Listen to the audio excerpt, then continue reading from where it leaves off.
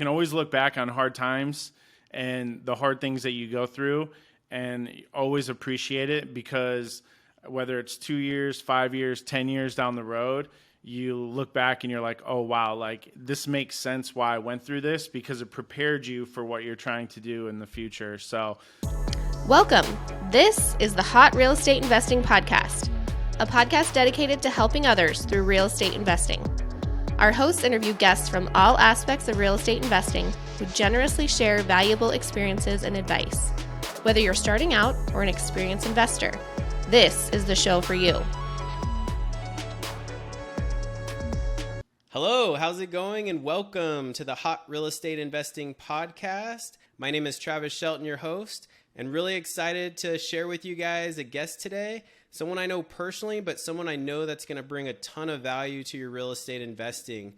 So without further ado, I'd like to introduce to you all Chris Hallam. He's a team leader in the mortgage finance industry business.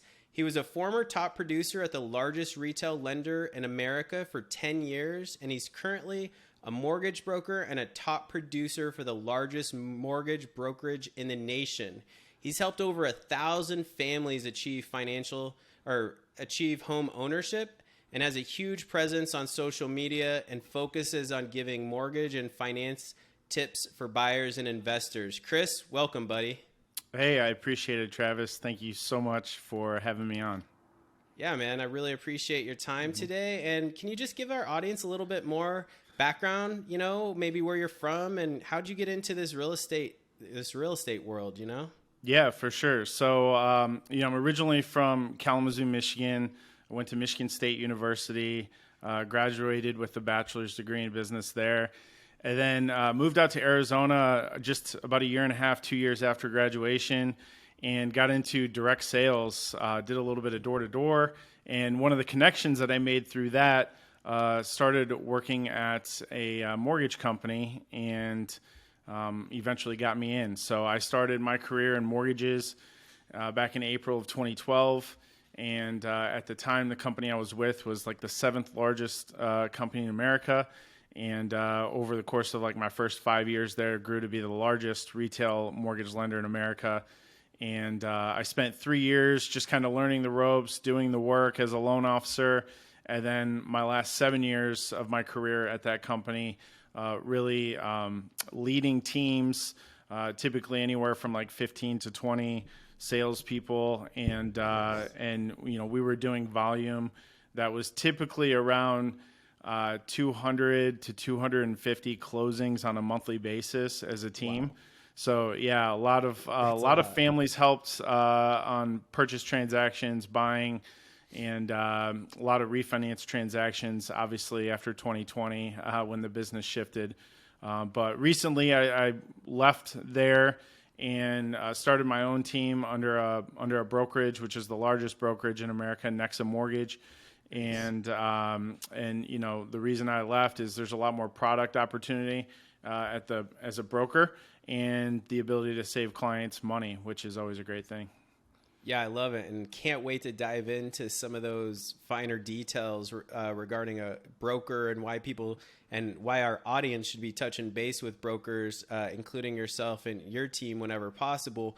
But as always, we start off these shows with some motivation. So, we ask our guests to bring a motivational quote. And Chris, can you share the motivational quote that you brought for our audience? Yeah, so I love this one.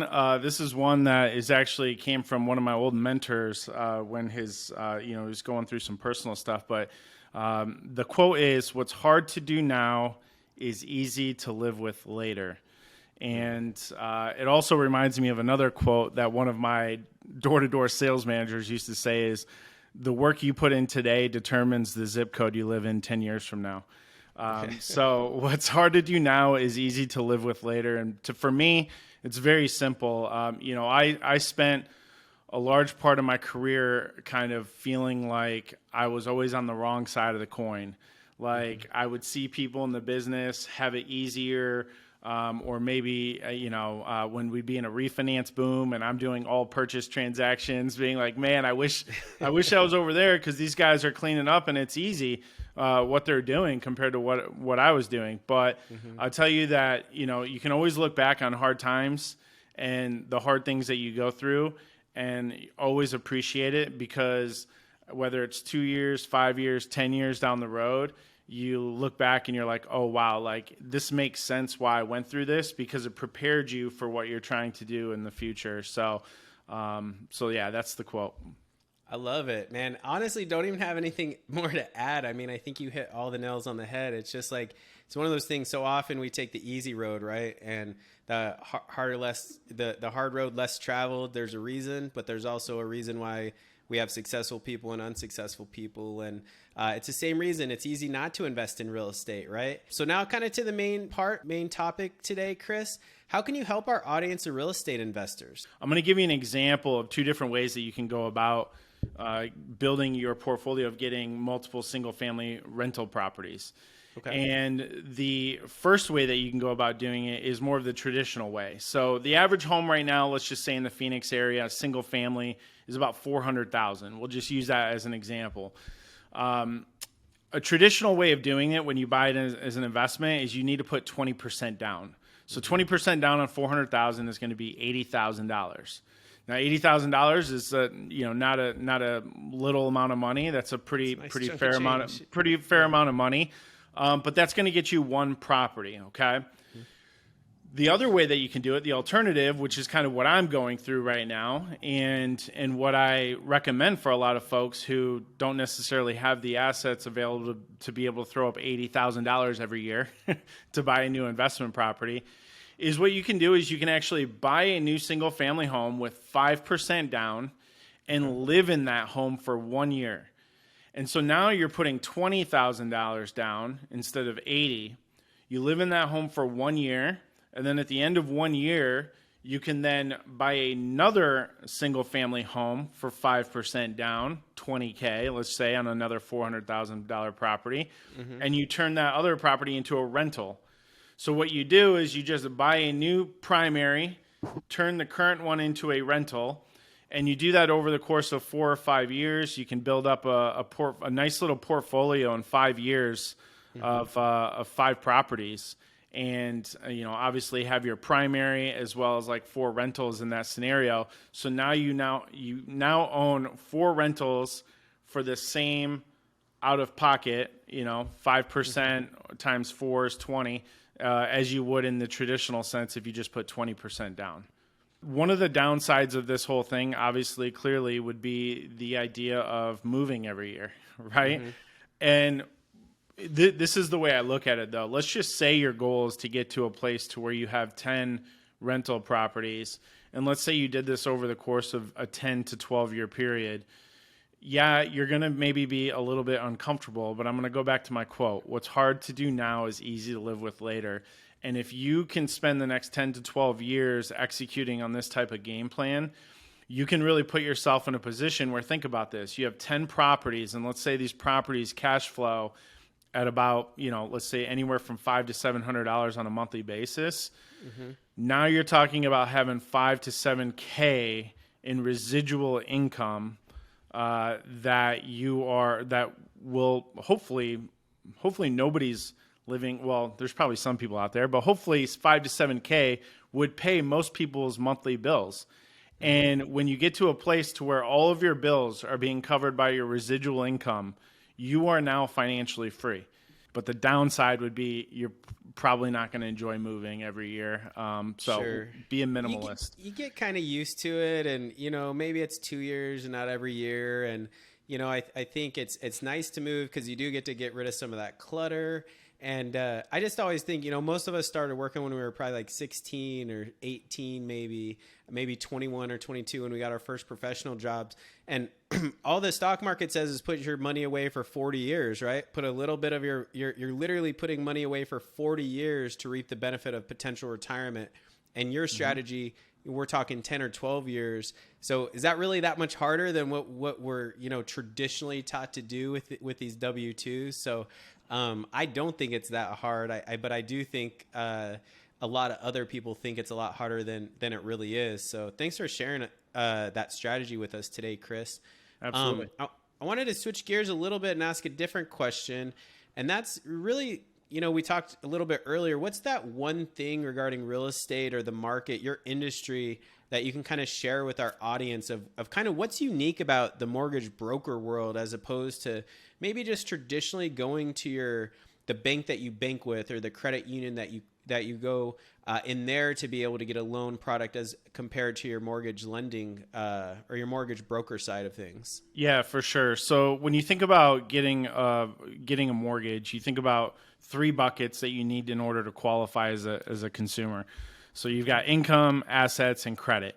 And typically you have to be fair or better on all three to be able to get financing.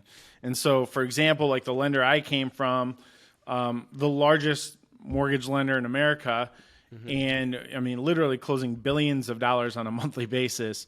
However, this lender did not have the ability to help someone who maybe was really struggling in credit, but had good income and assets, or someone that just didn't have the assets, but had the credit and the income.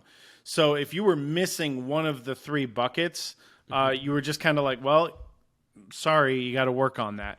Can't get a loan, you're just stuck. Exactly. Yeah. So one of the things that I love about being in the broker world, and one of the reasons I decided to make the change, is because there are lenders out there that, for a consumer, it'd be like finding a needle in a haystack. Like the amount, there's 40,000 lenders across or something like that across the country. Like for a consumer to try to find these lenders directly is going to be impossible. So that's why it's nice to have a broker. So for me, I've got access to 170 affiliates. That means lenders that we can work through. And so we know where to go. We kind of do the shopping for the consumer. So if a consumer comes in and says, hey, I'm missing one of these three buckets, let's say, for example, they just switched jobs and now they are self-employed. So a normal bank wouldn't be able to use that income. They would say, hey, you have to be self-employed for 2 years. With what we have access to, if you're missing one of the buckets, if you've got assets and you've got credit, you don't need income. You can get a loan without the income. If you've got income and assets, but you don't have credit, guess what? You don't need credit. Like literally, you don't need a credit score, and we can get you approved as long as you meet the criteria. So I'm not saying that it's easy to meet the criteria. Like you've got to be pretty strong in the other two areas. But the point is that it's possible. And so a lot of folks that have been denied, when you call your big Wells Fargo or, Rocket Mortgage or Chase Bank and you've been denied, it doesn't mean that there's not loans out there that can still help you. Everything else comparative? I mean, are you paying a bunch of extra points, or are the rates in general, are they a lot more? Are they just still competitive with the other rates of, let's say, if you had 3 out of 3 versus a 2 out of 3 bucket? Can you help me there? All right. So yeah, that's a great question. In terms of the interest rates when you're missing one of the buckets, these are called non-QM, which stands for non-qualified mortgage. And these non-QM products definitely have slightly higher interest rates than what you would get if you were able to qualify for all three. So make no mistake about it. If you're able to qualify for all three and do your more traditional loan, absolutely, that's the way we want to go in terms of saving you money. However, you and I both know that there's about to be a lot of good deals out there in the market in terms of, values kind of coming back to reality a little bit. And so for folks that want to get the good deal on the house, you're marrying the house, not the rate. So date the rate, marry the house is what we say, right? So I like that. When it comes to these non-QM products, take your medicine. You know what I mean? If that's what it takes to be able to buy the house and get the good investment deal, make it happen. And then you can always refinance once you get to a spot to where you now qualify for all three buckets and you can drop that interest rate. Makes total sense, and it's like I don't know how many mortgages I've had, but they've all been refinanced probably within 5 years, for better rates, because appreciation, because cash out for one reason or another. most times, especially as an investor, you're looking to kind of move that money around or do something. And I know me personally, finding a mortgage broker the first time, it was a game changer because like you said, you have access to over 170 different banks. I am not patient enough to call more than 3, maybe not even more than 2. I got a credit union and I got a main bank that I bank with, right?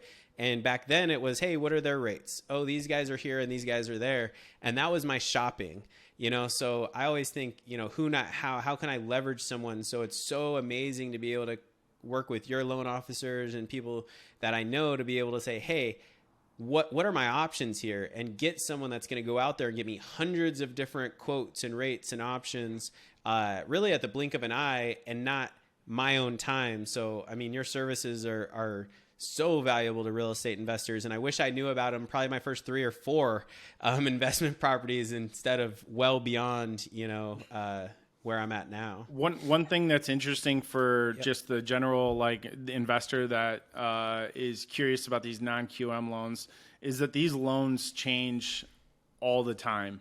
The guidelines on them change. The amount. So it could be like, for example, I'll give you a quick example, then we can move on.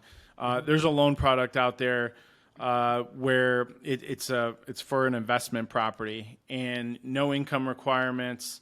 Literally, as long as it's anticipated that the short-term rental income will cover the mortgage payment, then you're good to go. No income required. Interest rates a little bit higher, but back in April, we were able to do that product with 10% down. And as we kind of moved through the summer and the fall and things started getting a little bit squirrely out there in the markets, investors kind of pulled back, and now it's required 20% down. So the point I'm getting at with that is these products change all the time. So even if the non-QM products don't fit right now, that doesn't mean, it's January. That doesn't mean that in March you might not have the ability to do it again. So it's one of those things where if you have a broker, you should be, as an investor, you should be checking in with that broker probably once every 30 to 60 days just to see if there's been any updates to be able to put yourself in a position to buy if that's what you're looking to do. Love that. That's such great advice. And yeah, as you said, those things are changing all the time. So you never know when the great product's going to be there that might hit your buy bucket, right? And might change and go from 20% to only needing 10% down. So that's really great advice. Hi, my name is Chris Hallam of Simplicity Lending Group and powered by Nexa Mortgage. I'm a trusted and experienced loan officer who will work with you to find the best mortgage options for your needs. From first-time homebuyers to experienced investors, I have a wide variety of loan options and competitive rates, which makes me the perfect choice for those who are in need of creative financing. Contact me today and take the first step towards financial stability.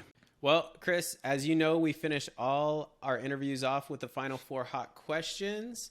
Are you ready to jump in the hot seat? Yeah, I think so. It's hot over here. Nice.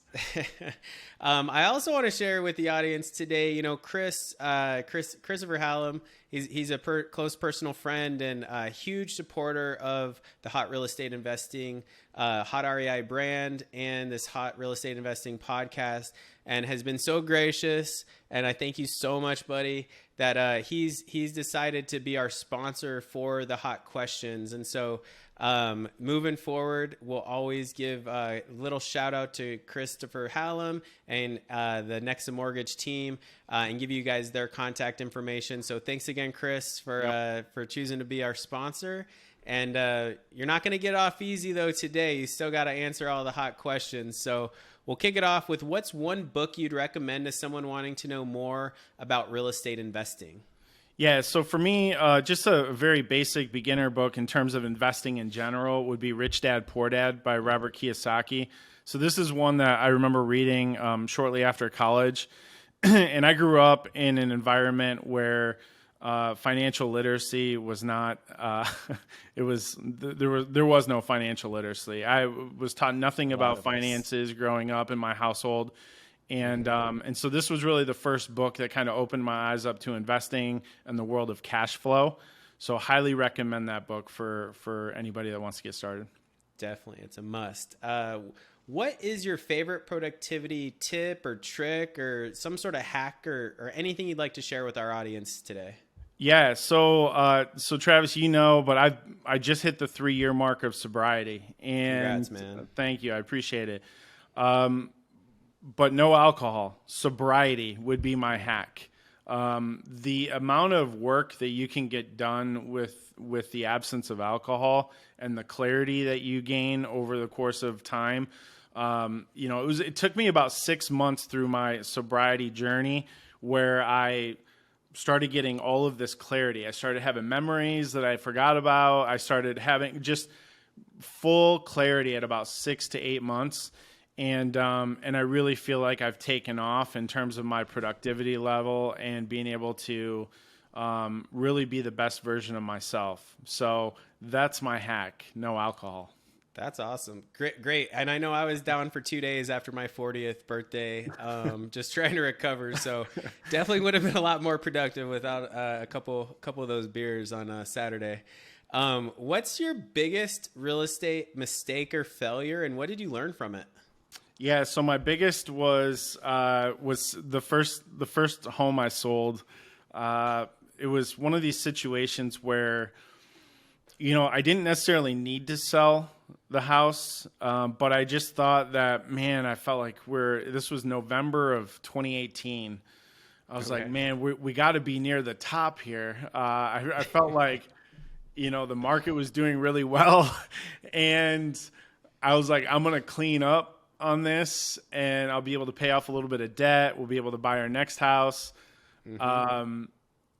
It was a big mistake because we sold that house for $310 and it sold within hours of being on the market. Wow. And, I remember looking about a year ago. So at the beginning of 2022, this was back when the market was crazy. But I remember looking and it was like 505 is what it was valued at. So just another 200,000. Yeah. Within 4 years, that appreciated $200,000 within 4 years. So definitely wish I would have held on to that one. My takeaway from that is to be patient. Yeah. That's my takeaway. Also, I really tried timing. I really had this idea that I was this guru and I was going to time the market. Yeah. Holy shit, was I wrong? That was so bad. That's such a huge mistake, right? So the other thing is be patient and don't try to time the market. Our final question, if you could be remembered for one thing, what would it be? So for me, it's just impacting lives, which is one of the reasons why I love I love what you're doing and the helping others through real estate investing. Excuse me. Like I said, I was in leadership for the last 7 years of my career at that corporate position, and I loved helping people. I've been able to touch literally hundreds of lives and make a positive impact, hopefully, on all of them. But my goal is to help people level up, and the more you can help people level up and be the best version of themselves, the better off you'll be eventually. So that's the biggest thing for me is I just want to be able to help people and have a good time doing it. Appreciate it. Love it. And, and if you guys don't follow Chris, we'll definitely post all his handles and all the ways you can contact him and follow him on social media. He's a great follow, great financial tips, great mortgage advice tips. And like he said, they're also fun. So definitely be sure to follow him. All right, cool. Thanks again, Chris, so much for joining me today. I think you brought a ton of value to our audience. I definitely think being able to buy a primary home with less than 20% down and then being able to just continue to repeat that annually is a huge way for all of us and anyone investing in real estate to build wealth and to build a portfolio. It's tried and true. And, thanks for giving us advice and information on what a mortgage broker can provide to our audience of investors, and why that our investors should be touching base with mortgage brokers and having one of them on their team. And I definitely highly recommend, if you guys don't have a mortgage broker, please reach out to Chris. please reach out and get some more resources and better advice from people doing it in the game for a lot longer. And just thank you for listening in today, and hope you guys have a best day ever, and we'll talk to you soon. Peace. Thank you for listening to the Hot Real Estate Investing Podcast. Check out our website, hotrei.com, for additional content and resources. And please take a moment to subscribe and leave a review so we can continue to bring even more value to others through real estate investing.